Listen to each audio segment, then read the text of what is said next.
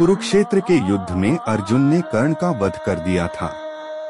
हर शाम युद्धभूमि एक विशाल श्मशान में बदल जाती थी, जहां दोनों पक्ष मृतकों को जलाते थे।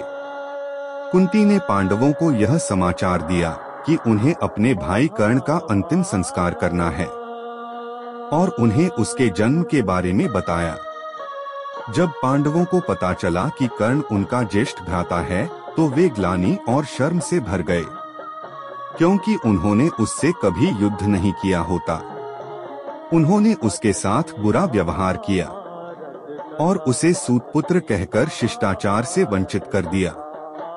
अर्जुन को अपने शत्रु के रूप में व्यवहार करने और अपने ही रक्त का हत्यारा बनने का पश्चाताप हुआ।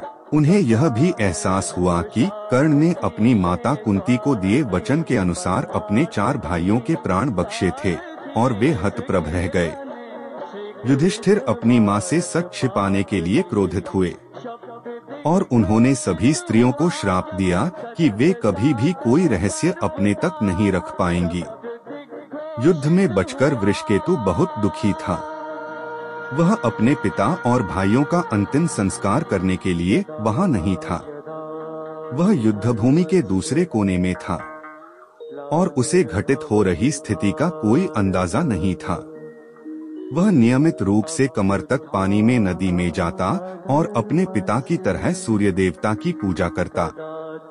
वह क्रोध से भरा हुआ था और युद्ध के उद्देश्य और होने वाली मौतों के बारे में भगवान से सवाल करता रहता था।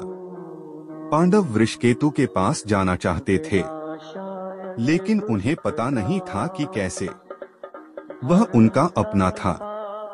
एक सुबह जब वृषकेतु सूर्य अर्घ्य कर रहा था, एक और व्यक्ति उसके पास खड़ा था। बातचीत शुरू हुई और इस व्यक्ति ने विशाकेतु से कहा कि वह एक पापी था, जिसने अपने ही ज्येष्ठ भ्राता को मार डाला। वह दुखी था और उसे पछतावा था कि उसे कभी पता ही नहीं चला कि जिस भाई को उसने मारा था वह उसका अपना था। मैं उसके लिए अपनी जान दे देता, व्यक्ति ने कहा कि बचपन से ही वह केवल उसे हराने का सपना देखता था और जो उसकी सबसे बड़ी जीत होनी चाहिए थी, वह अब उसका सबसे बड़ा दुख था। यह जीत वह नहीं है जिसके लिए मैंने लड़ाई लड़ी थी, मुझे बहुत खेद है। और वह व्यक्ति कांप उठा और रोने लगा।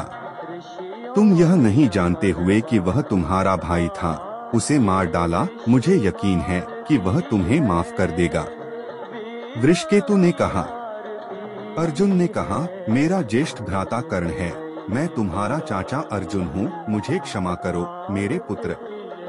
पांडव वृषकेतु को अपने पुत्र की तरह प्रेम करते थे। युधिष्ठिर को हस्तिनापुर का राजा बनाया गया था। अर्जुन का उनसे बहुत स्नेह था और उन्होंने उन्हें युद्ध कला और दिव्यास्त्र का ज्ञान दिया था। कृष्ण ने एक बार वृषकेतु से पूछा कि क्या वह उन्हें कुछ देंगे, जिस पर वृषकेतु ने सहजता से कहा कि वह जो भी मांगेंगे वह उन्हें देंगे। कृष्ण ने उनसे कहा कि वह किसी को भी दिव्यास्त्र का ज्ञान न सिखाएं। इस प्रकार वृषकेतु अंतिम नश्वर हैं, जिन्हें दिव्यास्त्र जैसे ब्रह्मास्त्र, पशुपति अस्त्र, नारायणास्त्र, वरुण अस्त्र, वायुस्त्र। वृषकेतु अपने चाचाओं के साथ रहा और अर्जुन के साथ हस्तिनापुर की सीमा की रक्षा के लिए कई युद्धों में भाग लिया।